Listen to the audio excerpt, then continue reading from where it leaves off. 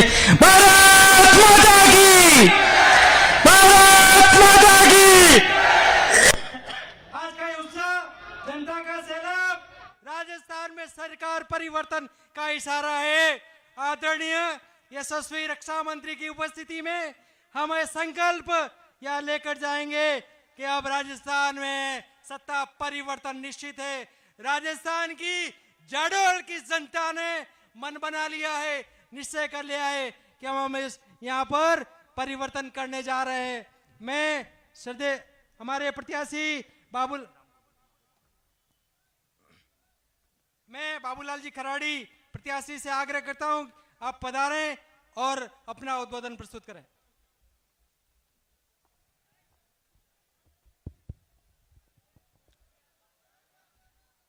आज इस चुनावी सभा में हम सब के बीच में भारत के रक्षा मंत्री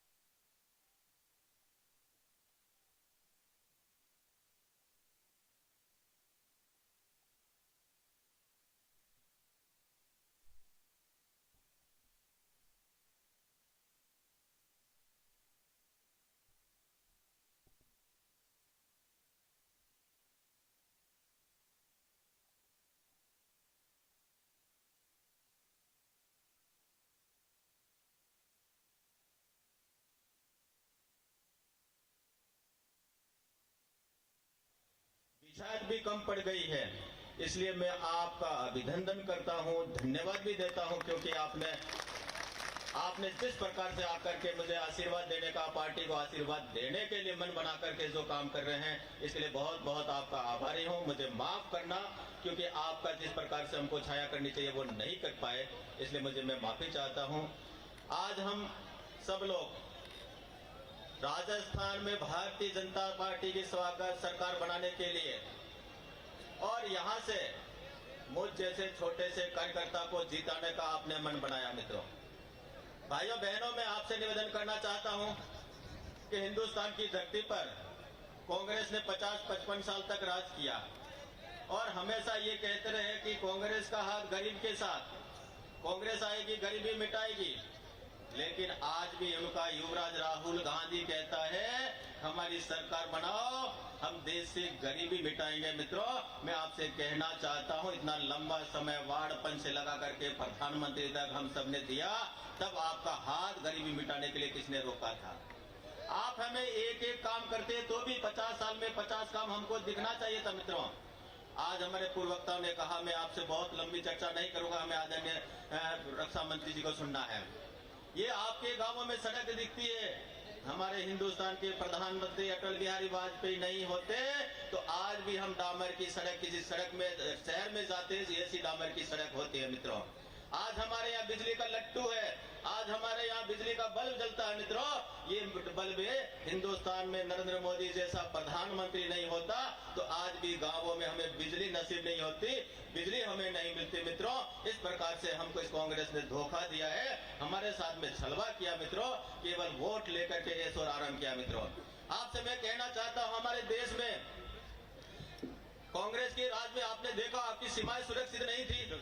हम कहते थे जहां हुए बलिदान मुखर्जी वह कश्मीर हमारा है, वहां पर हमारे देश के वहां रहने वाले पंडितों को वहां से मार मार के भगा दिया था, कुछ लोगों को मौत के घाट उतार दिया था। मित्रों, आए दिन पाकिस्तान से आतंकवादी आते हमारे सैनिकों के माथे काट के ले जाते थे और आए दिन उधर से गोला बारूद चलते थे। हमारे सैनिक वहां बैठा हुआ था, उसमें बंदूक भी थी, गोला बारूद भी था, लेकिन उसको गोली चलाने का आदेश नहीं था, इसलिए वो सीने में गोली खाता था, मौत के घाट उतर जाता था। गोली चलाने का उन सरकारों ने आदेश नहीं दिया। मित्रों, हिंदुस्तान के प्रधानमंत्री मोदी जी बनने के बाद में उन्होंने तय किया, जवानों ये सीमा की सुरक्षा आपको करनी, अपनी ओर से चलकर गोली मत चलाना, अगर उधर से एक गोली चलती है 10 चलाइए, इधर एक मरता है 10 मारिए, जवाब हम देंगे। आज आप देखते होंगे मित्रों, हमारी देश में आज कश्मीर में पूरी तरह शांति है। धारा 370 हमने रखी थी क्या? देश आजाद होने के बाद में कश्मीर भी अन्य राज्यों की तरह विलय हो गया था, लेकिन कश्मीर को एक हमारे बीच में लटका के रख दिया। ये तो विशेष दर्जा देकर के इनको विशेष अधिकार देंगे और उसके बाद में वहां पर इस प्रकार का शासन था, वहां के लोगों को पलायन करना पड़ा मित्रों। वो धारा 370 भी हिंदुस्तान के प्रधानमंत्री और भारतीय जनता पार्टी की सरकार ने हटा के खत्म कर दी। आज कश्मीर भारत का अभिन्न अंग है। आज कश्मीर अमन और चैन वहां पर है मित्रों। आज किसी प्रकार से कोई अशांति नहीं है मित्रों। आपने देखा रामलला हम आएंगे, मंदिर वहीं बनाएंगे। हमारे आस्था के केंद्र थे राम, तो हमारे हृदय में बसते हैं। हम आपस में मिलते हैं तो राम राम करते हैं, बिछुड़ते तो भी राम राम करते हैं। हम कहते रामलला हम आएंगे, मंदिर वहीं बनाएंगे, और कांग्रेसी कहते हैं मंदिर बनाएंगे लेकिन तारीख नहीं बताएंगे। आपने देखा उसका भूमि पूजन भी हो गया और आने वाली 22 जनवरी को उसका लोकार्पण भी होगा। आप और हम सब दर्शन करने जाएंगे मित्रों। विकास के काम की मैं बहुत ज्यादा चर्चा नहीं करूंगा, लेकिन हमारे देश के प्रधानमंत्री ने गरीब कल्याण की योजना बना करके उसको जमीन से ऊपर उठाने का काम किया मित्रों। आज गरीब आदमी के जेब में दिल्ली से आने वाला पैसा, सारा का सारा पैसा उस गरीब के जेब में जाता है मित्रों, जनधन के खाते में जाता है। पहले एक प्रधानमंत्री कहता था कि मैं 100 रुपए भेजता हूं और गरीब तक 15 रुपए पहुंचते हैं। भैया तेरे हाथ किसने पकड़े, तू कानून बना के इसको रोकता, वो रोकना नहीं चाहता था। लेकिन हिंदुस्तान का प्रधानमंत्री आज जनधन के खाते खुलवा करके, जीरो बैलेंस पे खाते। पहले बैंक में हम जाते थे, कोई बैंकर खाता नहीं खोलता था, वो कहता तुमको जानता नहीं हो, और तुमको जानता नहीं हो तो मेरी बैंक में जो खाता धारक है वो बैंक के वो तुम्हारी गारंटी देंगे तो खाता खोलूंगा। पैसे भी जमा कराने पड़ते थे। हिंदुस्तान के प्रधानमंत्री ने कहा भाइयों बहनों, मैं आपकी देश का प्रधानमंत्री आपकी गारंटी लेता हूं, जीरो बैलेंस पे सबके खाते खोल दो। जीरो बैलेंस पे खाते खोला, और आपके कोई परिवार का सदस्य कोई नरेगा की मजदूरी में था, वो खाता पैसा उस खाते में डालने किया।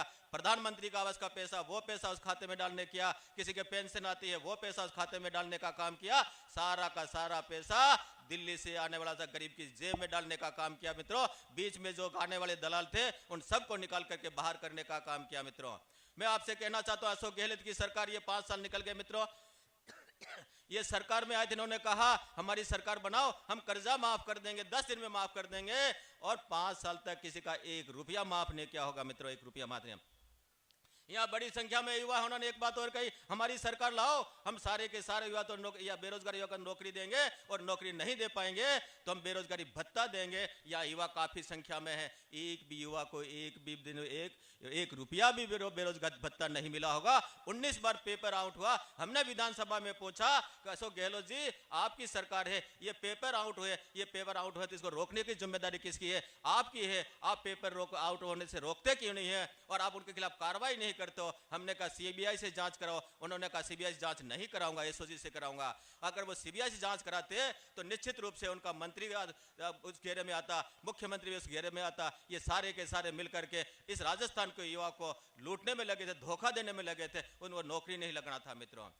आज हमारी महिला बड़ी संख्या में बैठी है, छोटी छोटी बच्चियों को अपराधी प्रवृत्ति के लोग उठा उठा कर ले जाते, उनके साथ बलात्कार करते और बलात्कार करके मार के हत्या करके फेंक देते। उनकी कोई कार्रवाई नहीं होती। भाइयों बहनों, हमारी माताओं के साथ में इज्जत लूटी जाती, बलात्कार होते थे, कोई कार्रवाई नहीं होती थी। इस प्रकार का हमारे साथ में तुष्टीकरण की राजनीति, हमारे साथ में इस प्रकार का व्यवहार, हम असुरक्षित महसूस करते हैं मित्रों। आज मैं बहुत ज्यादा नहीं कहूंगा, क्योंकि आप सब आए, आपसे मैं प्रार्थना करना चाहता हूं। आपका आशीर्वाद मुझे लंबे समय से मिला। आपने मुझे 3 बार विधायक बनाया, 1 बार प्रधान भी बनाया, जिला परिषद सदस्य भी बनाया है। ये अवसर बहुत बड़ा अवसर है मित्रों। आप इतनी बड़ी संख्या में आए हैं, 3 दिन आपके पास में है। 25 तारीख तक आप घर घर जाके भारतीय जनता पार्टी के पक्ष में मतदान कराइए, और 25 तारीख के बाद में 3 तारीख को जब रिजल्ट आएंगे, परिणाम आएंगे, और आप मुझे से छोटे से कार्यकर्ता को जीता के भेजेंगे। ये बाबूलाल खराड़ी आपकी 5 साल तक सेवा करके इस कर्जे को उतारूंगा। यही बात कह करके मेरे जय भारत। धन्यवाद। बहुत बहुत धन्यवाद। हमारे बीच में देश को प्रधानमंत्री नरेंद्र मोदी जी को बनाने वाले, और मैं समझता हूं कि इस गोवा के अधिवेशन से सबसे पहला नाम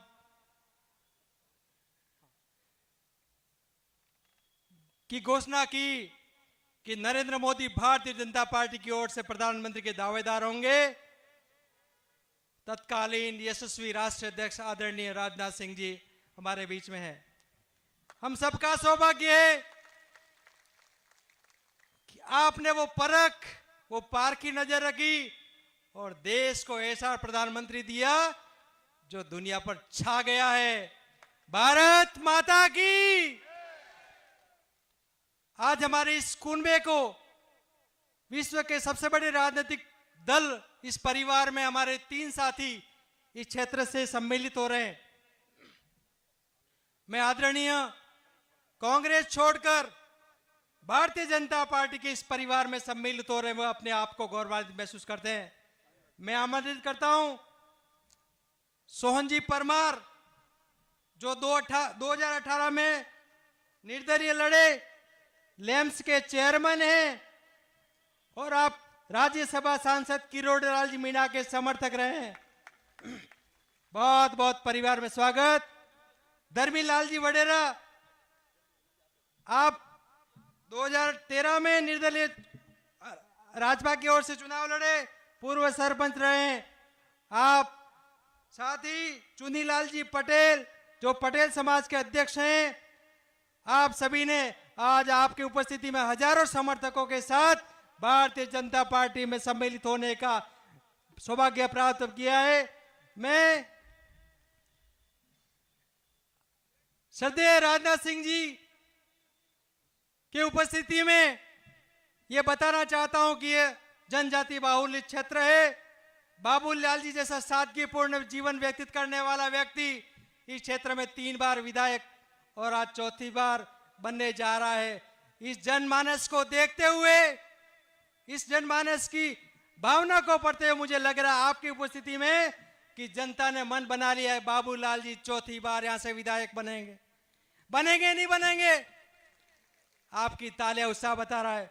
मैं श्रद्धेय राजनाथ सिंह जी साहब से आग्रह करता हूं, आप पधारें और मार्गदर्शन प्रदान करें। श्रद्धेय राजनाथ सिंह।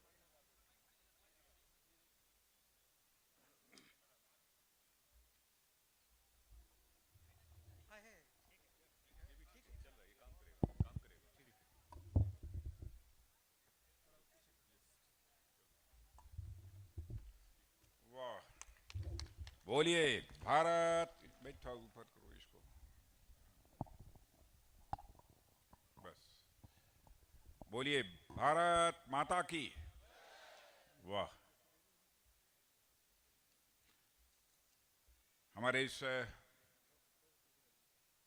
विधानसभा झाड़ोल के प्रत्याशी श्री बाबूलाल जी खराड़ी, जिला प्रमुख ममता कुंवर, सुगना देवी प्रधान, भंवर सिंह परमार पूर्व जिला अध्यक्ष, श्री प्रेमचंद लोहार विधानसभा संयोजक, श्री विक्रम विधुड़ी प्रवासी, और यहां मौजूद मेरे सभी सम्मानित बहनों एवं भाइयों, मुझे आश्चर्य है कि इतनी चिलचिलाती धूप में इतनी बड़ी संख्या में आप सब लोग यहां पर मौजूद हैं।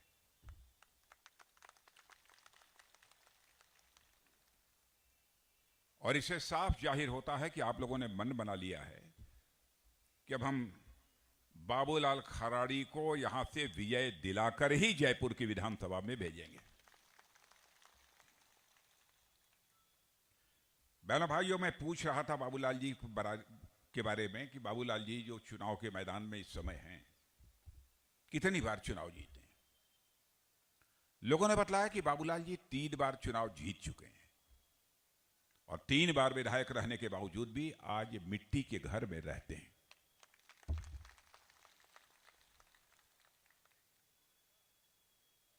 बहनों भाइयों, यदि ऐसा कोई आपका जनप्रतिनिधि है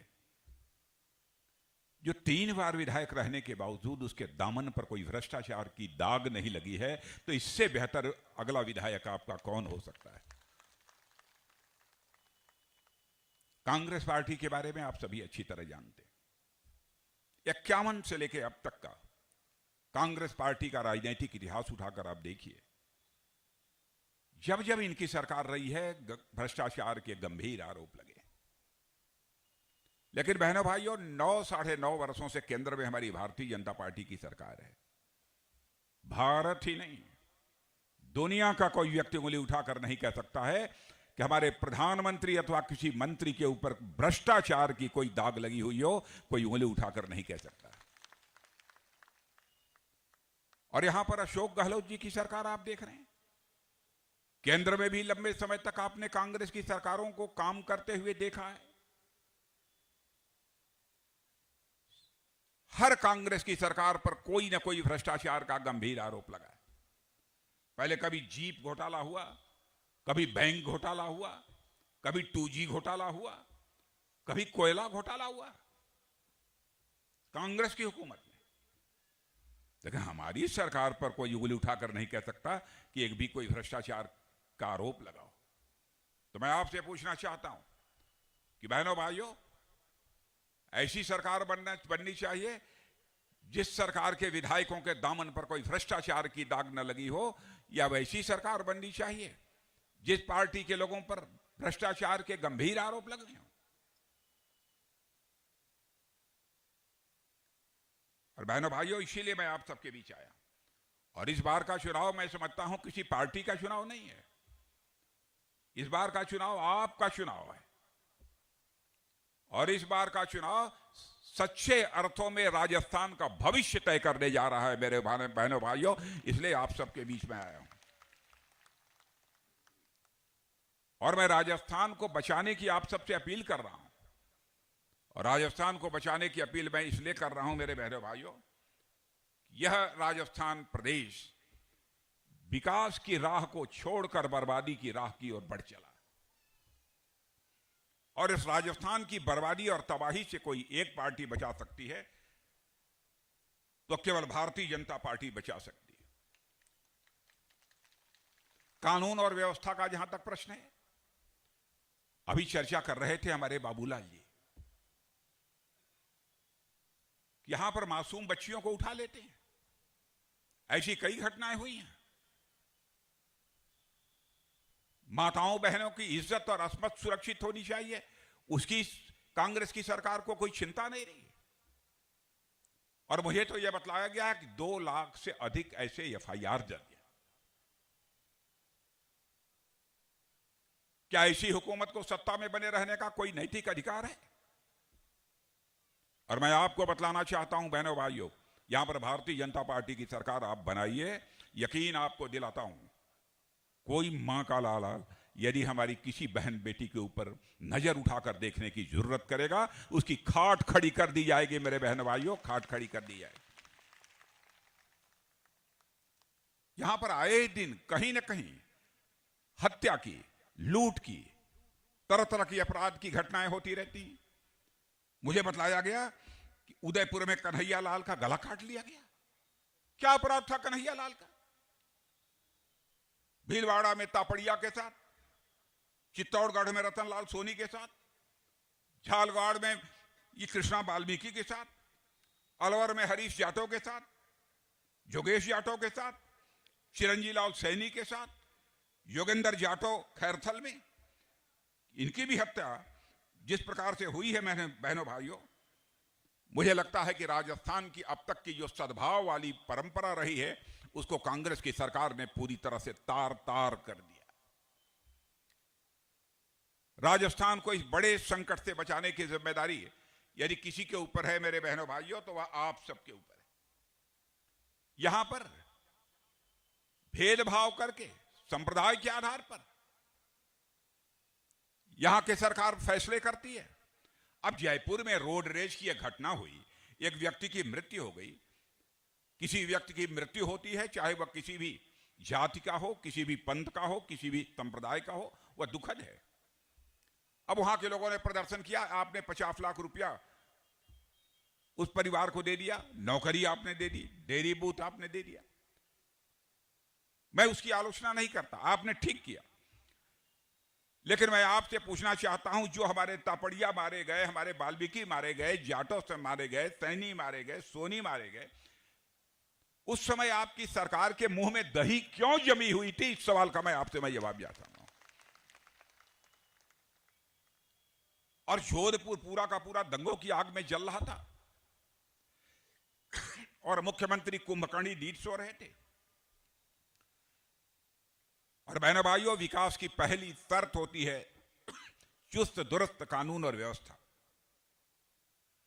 लेकिन कांग्रेस विकास करने का दावा तो करती है, लेकिन विकास के नाम पर अब तक जो किया है कुछ नहीं किया। हमसे कोई पूछे कि आप रिपोर्ट कार्ड बतलाइए कि इस सरकार का रिपोर्ट कार्ड क्या है, तो मैं तो कहूंगा कि इस सरकार का रिपोर्ट कार्ड है 0 सन्नाटा।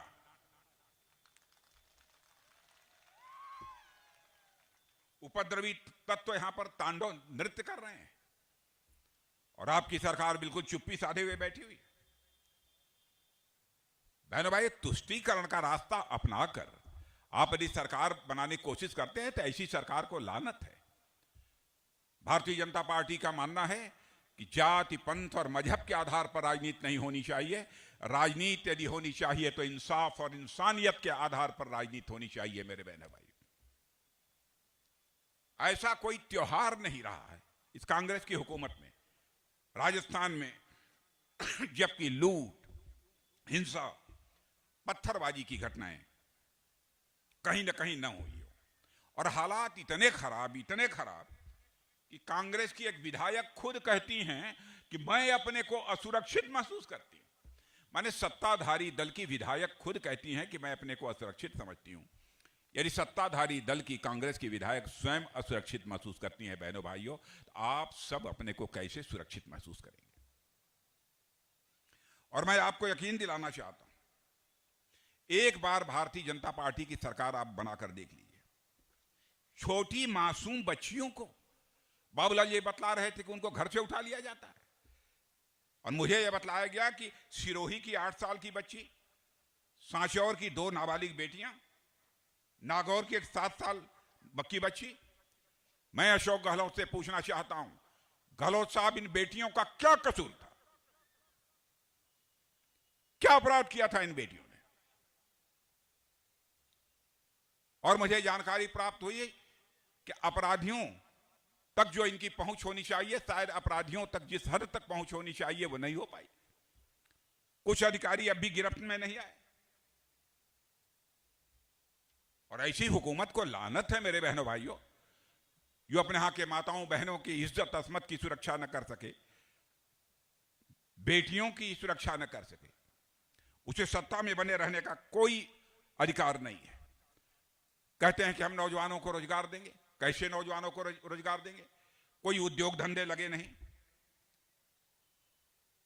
कोई नया उद्योग धंधा इन्होंने खोला हुआ बतला दें। आज जो पहले के लगे थे वो भी बर्बाद हो रहे हैं। स्वास्थ्य सेवाओं के नाम पर एकदम बिल्कुल नीलबटा सन्नाटा है, सब ऐसी हालत हो गई है। केवल इन्होंने कुछ नहीं किया है इस राजस्थान के लिए, किया है तो केवल कुर्सी बचाने की चिंता बराबर की है। बहन भाइयों, हमारी सरकार बनाकर देखिए। हमारी सरकार जब बनी थी तब भी आपस में लड़ाई नहीं होती थी।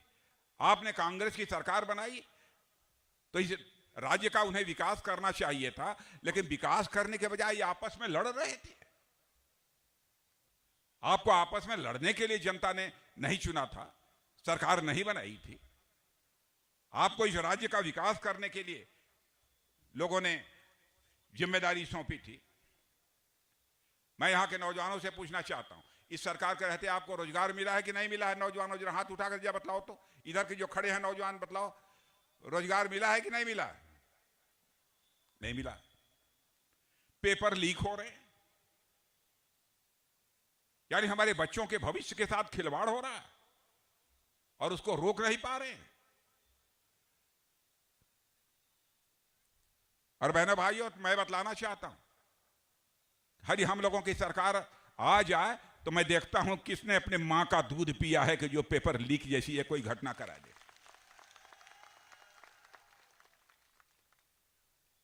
हम लोगों ने सत्ता इनको यदि सौंपी थी तो विकास करने के लिए सत्ता सौंपी थी, अराजकता पैदा करने के लिए सत्ता नहीं सौंपी थी। पानी का संकट अब राजस्थान में समाप्त हो गया। मैं आपसे पूछना चाहता हूं, मोदी जी ने राज्य सरकार को पैसा दिया था कि राज्य सरकार हर घर में नल पहुंचाए और नल के माध्यम से जल पहुंचाए।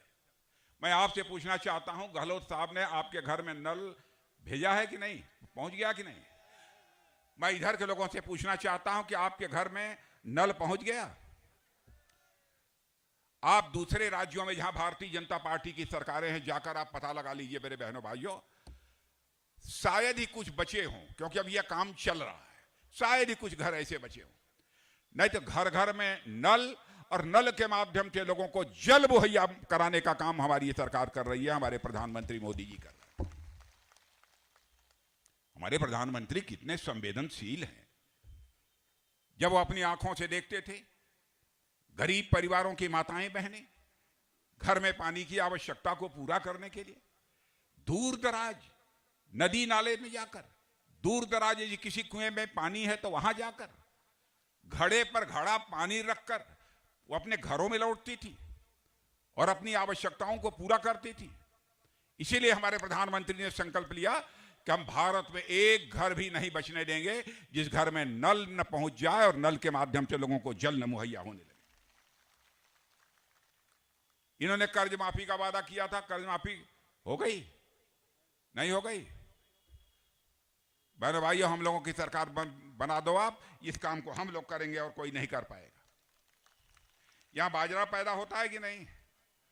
बाजरा पैदा होता है कि नहीं? या नहीं? जाने दीजिए, छुट्टी हुई, नहीं तो आपकी भी वही हालत होती।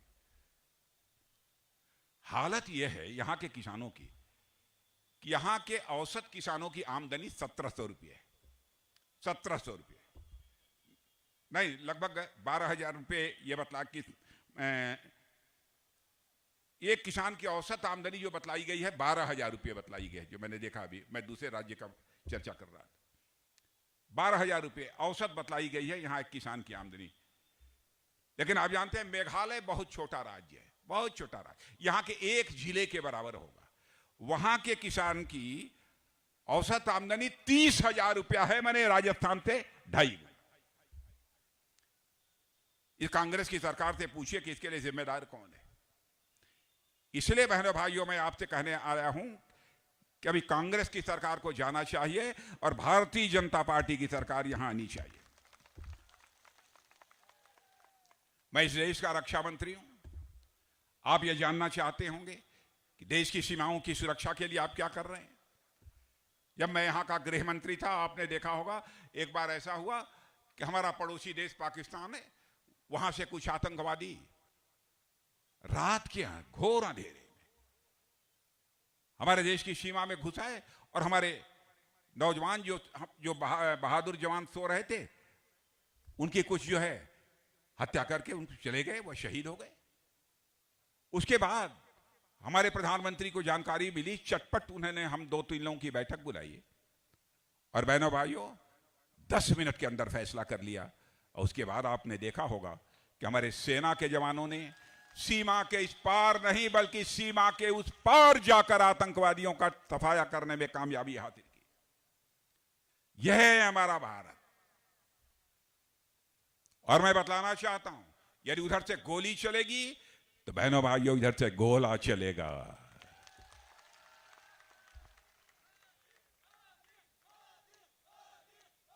पहले हम लोग बहुत सारे टैंक, तोप, गोले, मिसाइल दुनिया के दूसरे देशों से मंगाते थे।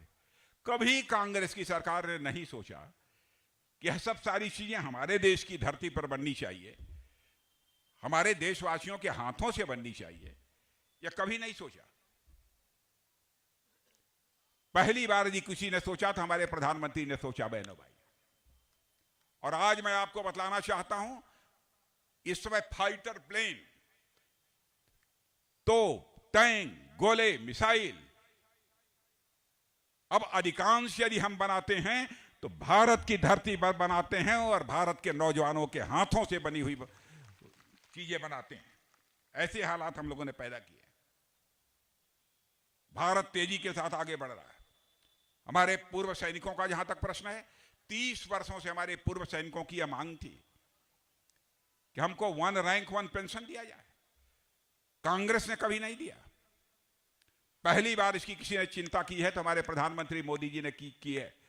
वो लोग 1 रैंक 1 पेंशन देने के लिए बजट में 500 रुपए की व्यवस्था करते थे और हम लोग 70,000 रुपया 1 रैंक 1 पेंशन अपने पूर्व सैनिकों को दे चुके हैं। मेरे बहनों भाइयों, उनकी सरकार और हमारी सरकार में अंतर है। आप सब यहां पर मोबाइल अधिकांश लोगों के पास होगी। आपको मालूम है पहले यह मोबाइल 100 में 92 मोबाइल 2014 के पहले दुनिया के दूसरे देशों में बनती थी। 9 साल के अंदर वह करिश्मा हो गया मेरे बहनों भाइयों। जो पहले 100 में 92 मोबाइल दुनिया के दूसरे देशों में बनती थी, अब 100 में 92 मोबाइल भारत में बनती है, भारत की धरती पर बनती है और भारतवासियों के हाथों से बनती है। और धन दौलत के मामले में जो भारत हमारा 2014 के पहले दुनिया में 11वें स्थान पर था, मोदी जी के नेतृत्व में वह हमारा भारत जंप लेकर आज सारी दुनिया में 5वें स्थान पर आकर खड़ा हो गया है। और मैं आपको बतलाना चाहता हूं, यकीन रखना, यह केवल मैं नहीं कह रहा हूं, केवल भारत के अर्थशास्त्री नहीं कह रहे हैं, बल्कि दुनिया की मानी जानी फाइनेंशियल फर्म्स, आर्थिक मामलों के जानकार यह दावा कर रहे हैं कि जो हालात भारत में हैं और जैसे सरकार काम कर रही है, ऐसे ही चलती रही तो 2027 आते आते हमारा भारत दुनिया के टॉप 3 कंट्री में खड़ा हो जाएगा, दुनिया के 3 देशों में खड़ा हो जाएगा। यानी अमेरिका होगा, चीन होगा, उसके बाद यदि कोई देश होगा तो हमारा और आपका देश, ये भारत होगा मेरे बहनों भाई। इतनी तेजी के साथ हमारा देश जो है आगे बढ़ रहा है। और आज सुन लेना आप मेरी बात, जिंदगी में यदि हमने राजनीति की है तो जनता की आंखों में धूल झोंक कर कभी राजनीति नहीं की है। राजनीति की है तो जनता की आंखों में आंख डालकर राजनीति की है। आज मैं आपसे कहकर जाना चाहता हूं, बहुत सारे नौजवान हैं, भविष्य में रहेंगे देखेंगे, जैसे इस समय भारत मोदी जी के नेतृत्व में काम कर रहा है, आगे ऐसे ही भारत बनता रहा। 2047 यानी आजादी के 100 वर्ष पूरे होने के बाद भारत दुनिया में अर्थव्यवस्था के आकार के मामले में नंबर 1 पर आकर खड़ा हो जाएगा मेरे बहनों भाई। यह है हमारा भारत। और हमारी भरोसे पर, हमारी विश्वसनीयता पर कोई मां का लाल प्रशंसन नहीं लगा सकता। हमारा ट्रैक रिकॉर्ड उठाकर कोई देख ले, जो हम लोगों ने कहा है वह किया है। धारा 370 समाप्त करने की बात 1951 में हम लोगों ने कही थी और कहा था जब हमको बहुमत मिल जाएगा तो हम इसको पूरा करेंगे। और आपने देखा संसद में बहुमत मिल गया और चुटकी बजाकर धारा 370 हम लोगों ने समाप्त कर दिया। हम लोगों ने कहा था, 80 से कहते चले आ रहे थे, संसद में बहुमत मिलेगा, सरकार बनेगी केंद्र में, तो अयोध्या की धरती पर भव्य राम का मंदिर बनने से दुनिया की कोई ताकत हमें रोक नहीं पाएगी। भव्य राम मंदिर बन गया, प्राण प्रतिष्ठा 22 को हो रही है, हमारी सरकार बनेगी। हम लोग चाहें कि बहुत सारे बुजुर्गों को हम ले जाएं और रामलला का दर्शन अयोध्या की धरती पर कराएं। बहनों भाइयों, यह भी हम लोगों ने सोचा है। अभी हमारे बाबूलाल जी कह रहे थे भ्रष्टाचार, मैं याद दिलाना चाहता हूं आपको, एक बार राजीव गांधी जी ने, मैं किसी पूर्व प्रधानमंत्री के ऊपर कभी आरोप नहीं लगाता हूं, चाहे किसी पार्टी का, क्योंकि मैं मानता हूं प्रधानमंत्री प्रधानमंत्री होता है, वह व्यक्ति नहीं होता, वह संस्था होता है। लेकिन उन्होंने मजबूरी जाहिर करते हुए यह कहा था, क्या करें, हम ऊपर से 100 पैसा भेजते हैं लेकिन केवल लोगों की जेबों में 14 पैसा पहुंच पाता है, 86 पैसा भ्रष्टाचार की भेंट चढ़ जाता है। यह मजबूरी जाहिर की थी उन्होंने, लेकिन हमारे प्रधानमंत्री ने यह मजबूरी जाहिर नहीं की बहनों भाइयों। उन्होंने ऐसे हालात पैदा किए, सिस्टम में बदलाव लाया, व्यवस्था में परिवर्तन किया। और आज आप देखते हैं कि यदि 6,000 रुपया दिल्ली के बैंक से निकलता है तो 6 का 6,000 रुपया आपके खाते में पहुंचता है मेरे बहनों भाइयों। यह हमारी सरकार है। भ्रष्टाचार को भाषण देकर समाप्त नहीं किया जा सकता। भ्रष्टाचार को यदि समाप्त करना है तो व्यवस्था में, सिस्टम में बदलाव लाना पड़ेगा, तभी भ्रष्टाचार को समाप्त किया जा सकता है। और इस काम को हमारी सरकार ने किया है। यहां पर कौन कौन सी पार्टियां लड़ रही हैं बाबूलाल जी?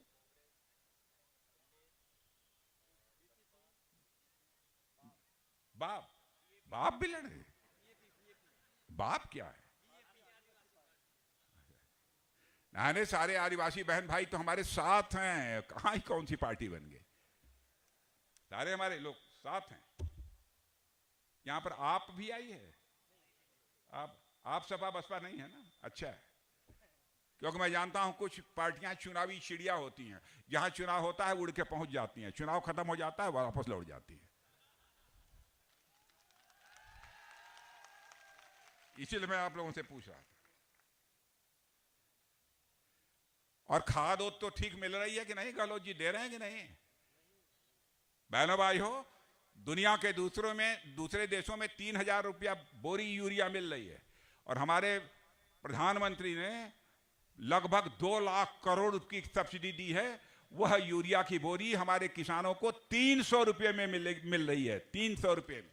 अब पता नहीं यहां गहलोत जी की सरकार ने क्या किया है, मैं बतला नहीं सकता।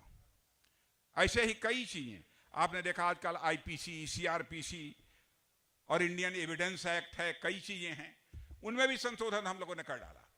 पहले कभी कभी निरपराध लोगों को भी सजा हो जाती थी, 20-20 साल तक जेल में पड़े हैं, कभी फांसी की सजा भी हो गई, यह भी हो जाता है।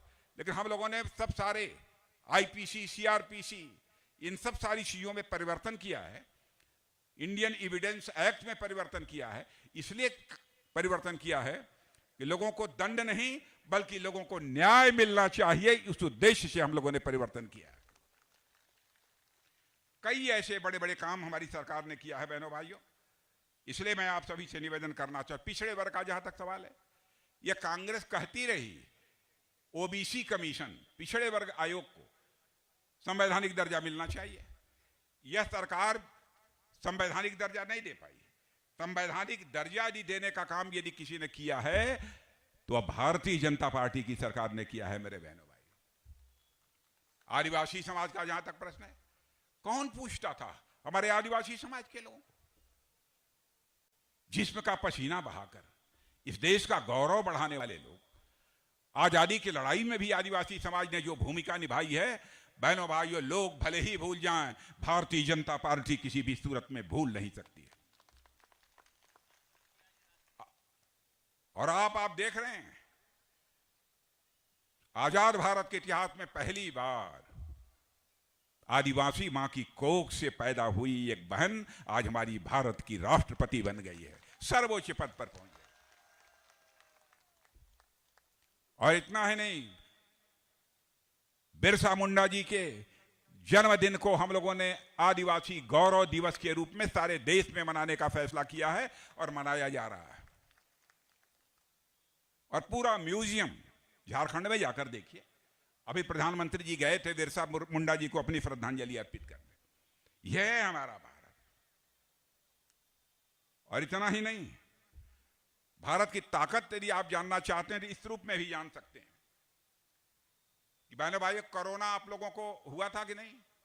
कोरोना कितने लोगों को हुआ था? जरा हाथ उठाइए, कितने परिवारों में हाथ उठाइए। कोरोना कितने लोगों को हुआ था? यहां नहीं हुआ था क्या?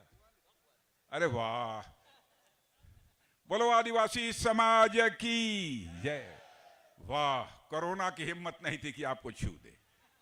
वाह, आपने लड़ाई सुना है कि रूस और यूक्रेन की लड़ाई हो रही है, मालूम है नौजवानों? कि इधर के लोगों को मालूम है? मालूम है? इधर के लोगों को मालूम है? मालूम है? नहीं मालूम है? वह मालूम है। आपको मालूम है, रूस और यूक्रेन की लड़ाई चल रही है। इसमें रूस की तरफ से धड़ाधड़ मिसाइल चल रहे थे, बम चल रहे थे, गोले चल रहे थे, तोप चल रहे थे। वहां हमारे लगभग 25,000 से अधिक भारत के रहने वाले बच्चे पढ़ने के लिए जाते हैं। कोई मेडिकल कॉलेज में पढ़ रहा है वहां के, कोई इंजीनियरिंग की पढ़ाई कर रहा है, तरह तरह की पढ़ाई करते हैं वहां। तो जब गोले रूस की तरफ से यूक्रेन पर चलने लगे तो हमारे जो बच्चे वहां पढ़ रहे हैं, भारत में रहने वाले, उनके माता पिता, उनके जो भी गार्जियन थे, उनको चिंता हुई हमारे बच्चों का क्या होगा। तो उन लोगों ने प्रधानमंत्री जी से कहा कि प्रधानमंत्री जी, चाहे जैसे भी हो, जो भी हो, हमारा बेटा यूक्रेन से भारत आना चाहिए। अब देखिए विश्व में हमारे प्रधानमंत्री की कैसी मान्यता है। हमारे प्रधानमंत्री ने टेलीफोन मिलाया रूस के राष्ट्रपति मिस्टर पुतिन को, और फिर टेलीफोन मिलाया यूक्रेन के राष्ट्रपति मिस्टर जेलेंस्की को, और फिर तीसरा टेलीफोन मिलाया अमेरिका के राष्ट्रपति मिस्टर बाइडेन को, और यह कहा कि थोड़ी देर के लिए रूस और यूक्रेन के बीच का युद्ध रुक जाना चाहिए, ताकि हम अपने भारत के जो बच्चे वहां पढ़ाई लिखाई कर रहे हैं हम उनको वहां से बाहर निकाल सकें। और बहनों भाइयों, आपको जानकर खुशी होगी, 4.5 घंटे के लिए युद्ध रुक गया और 22,000 बच्चे हमारे भारत आ गए। यह है हमारा भारत, यह है हमारा भारत। इसलिए मैं आप सभी लोगों से अपील करना चाहता हूं कि बहनों भाइयों, आपका पूरा समर्थन भारतीय जनता पार्टी को प्राप्त होना चाहिए, पूरा समर्थन। ये कांग्रेस के लोग गरीबी हटाओ, गरीबी हटाओ, जब सरकार आती है गरीबी हटाओ, गरीबी हटा नहीं पाए। नीति आयोग ने कहा है कि पहली बार मोदी जी के नेतृत्व में जब से उनकी सरकार बनी है 13.5 करोड़ लोग गरीबी रेखा के संकट से बाहर हुए हैं। और मैं नहीं कर रहा हूं, दुनिया की मानी जानी संस्था इंटरनेशनल मॉनेटरी फंड ने कहा है कि अति गरीबी के संकट से भारत में 40 करोड़ लोग अब बाहर हो चुके हैं। यह है हमारा भारत। ये लोग कहां भारत को ले जाना चाहते हैं? इसलिए मैं आप सभी से अपील करना चाहता हूं, राजस्थान में एक मजबूत सरकार बननी चाहिए, ताकतवर सरकार बननी चाहिए, और भारतीय जनता पार्टी की ही वह सरकार हो सकती है। मेरे बहनों भाई, तो हमारे बाबूलाल जी को अब जिता रहे हैं ना? जिता रहे हैं पक्का? एकदम उधर के लोग जो खड़े हैं, आप सब भी जिता रहे हो बाबूलाल जी को? आइए बाबूलाल जी आइए। देखिए,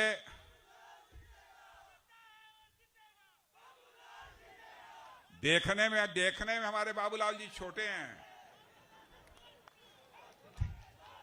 देखने में बाबूलाल जी इतने, लेकिन ये मैं बता दूं, मैं देख रहा था इनकी चेहरे की तरफ, इनकी मूंछ भी मैं देख रहा था। अरे बहनों भाइयों, मैं कह सकता हूं हमारे बाबूलाल जी ऐसे वैसे नहीं हैं, हमारे बाबूलाल जी चिनगारी हैं, चिनगारी। मेरे बहनों भाइयों,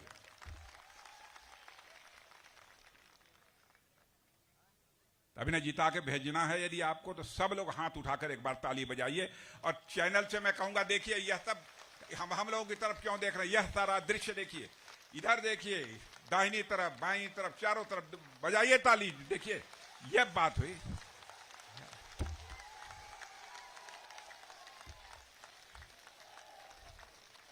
अच्छा बहनों भाइयों, बाबूलाल जी से मैं एक वचन ले लूं? ले ले? बाबूलाल जी वचन देंगे? प्राण जाई पर वचन न जाए। मैं जानता हूं बाबूलाल जी अपने वचन को पूरा करेंगे। चुनाव तो आपको जनता जिता रही है,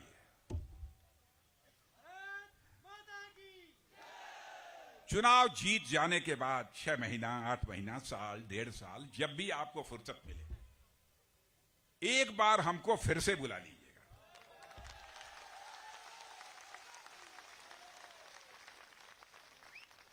और बहनों भाइयों, बाबूलाल जी के जीतने के बाद यदि मैं आना चाहूंगा तो फूलों की हार पहनकर अपना स्वागत कराने के लिए नहीं आना चाहूंगा, बल्कि एक बार शीश झुकाकर आप सभी के प्रति आभार व्यक्त करने के लिए आना चाहूंगा।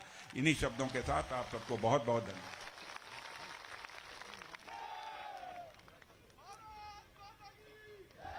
बहुत बहुत धन्यवाद आदरणीय राजनाथ सिंह जी साहब का। मेवाड़ की इस पुण्य धरा पर पधार कर आपने जो मार्गदर्शन आशीर्वाद प्रदान किया है, मेवाड़ की जनता आपको सदैव और विश्वास